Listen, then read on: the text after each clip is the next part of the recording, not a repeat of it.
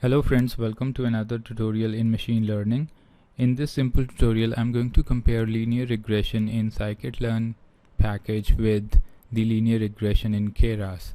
And towards the end of the video, I'm going to use ML extend version of linear regression just to implement epochs. So if that is something you're interested in, then keep watching. I've implemented linear regression on a very simple case where we have some data of housing. That data has just two columns. One is the square feet and the other one is the sale price. That makes it a perfect candidate for linear regression. We have assumed that the sale price of an apartment or housing project is directly proportional to the square feet. All the other parameters are neglected. So what I do is I've imported some libraries here. By the way, you can get all these notebook files from my GitHub.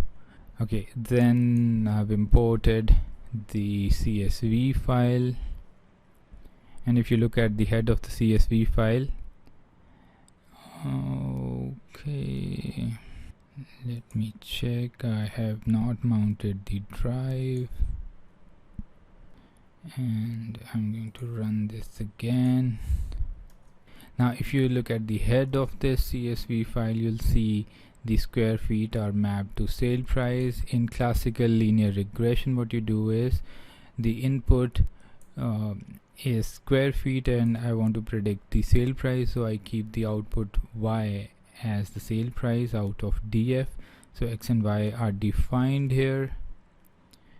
I can import train, test, split if I wish to split the data into training set and testing set, but I have not implemented this in the next step.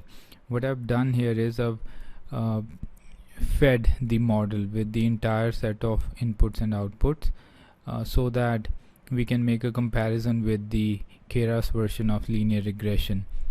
So I'm feeding the entire set to the model.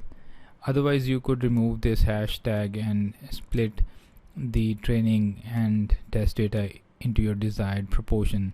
For example, this is 10% of test data, so you could change it accordingly.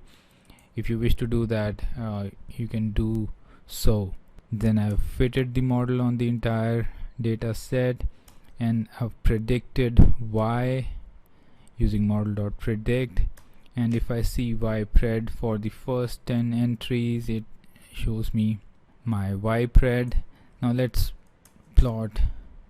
After that, I've done the scatter plot of x, y, and then I've plotted x and y pred so as to see the linear regression curve, and I've given it a red color, and you could find the mean squared error also. And if we wish to predict the cost of a housing project with 1362 square feet, the first line of code is df.head, which tells me that 1362 square feet is actually 143,000 US dollars, and it gives me an estimate of 164,000 USD. So that's not a very good prediction. And if we look at the Keras version of linear regression, what you need to do is you need to import Keras, import NumPy, import pandas, import matplotlib. Then similarly you import the file again. You check the df.head. Again, the square feet and sale price. This is going to be my input, this is going to be my output. And in Keras, what you do is you implement the model like this. So you have keras.layers.dense 1, and input shape is 1 because we just have one column for the input.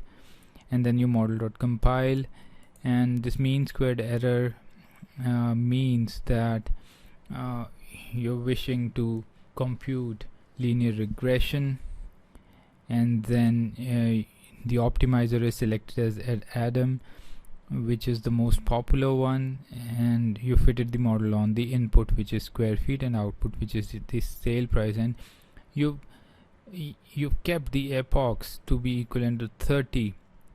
This is how many times the data is going to be crunched again and again to get to a point where the loss is minimized. So what you do is, so this has done all the 30 epochs pretty quickly, and then I again plot this. Now if we look the linear regression plots of both these versions, one from the Sklearn and one from the Keras, the slope of the Keras is a little higher than that of the Sklearn, and as far as the estimation is concerned, we'll perform the same estimation on the 1362 square feet flat, and it gives me 159,000 USD, which is a better prediction as compared to Sklearn, which gives me 164. So it is this is what is the actual price of the 1362 square feet flat is, and this is what the prediction of Keras is. This is what the prediction of Sklearn model is.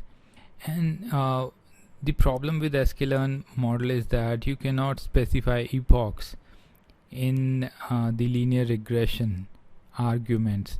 So what I tried was to use ML extend, which is another library for linear regression. So in this, what you do is you import linear regression from mlextend.regressor, and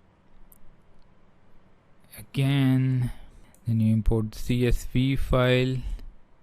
See the head, again the same file.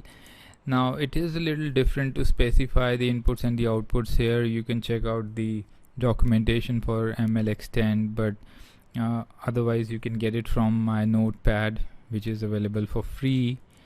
And over here,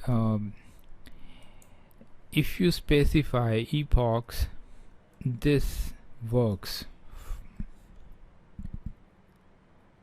and then you could fit the model, and you could print, and